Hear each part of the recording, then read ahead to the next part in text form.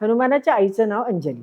अंजलीला पुत्र काही नव्हता किंवा बाळ काही झालं नव्हतं. त्यामुळे तिच्या मनात सतत खंत असायची आणि त्याच्याकरता तिने शंकराची अतिशय घोर तपश्चर्या केली होती. त्याच वेळेला अयोध्येमध्ये दशरथ राजांनी पुत्रकामेष्ठी यज्ञ केला होता. कारण त्यालाही पुत्रप्राप्ती नव्हती. म्हणून दशरथांनी गुरूंच्या सांगण्यावरून पुत्रकामेष्ठी यज्ञ अयोध्येमध्ये केला होता. त्या पुत्रकामेष्ठी यज्ञामध्ये अग्निदेव प्रसन्न झाले आणि त्यांना पायस म्हणजे खीर ही प्रदान केली. म्हणजेच त्यांना प्रसाद दिला.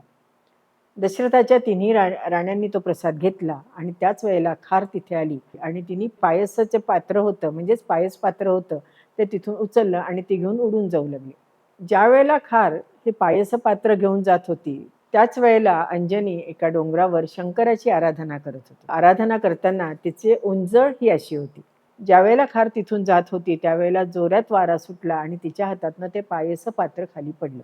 त्यातलं जे पायस होतं ते अंजनीच्या ओंजळीमध्ये पडलं. तिने तो प्रसाद शंकराचा म्हणून तो ग्रहण केला आणि तिने हनुमानाला जन्म दिला.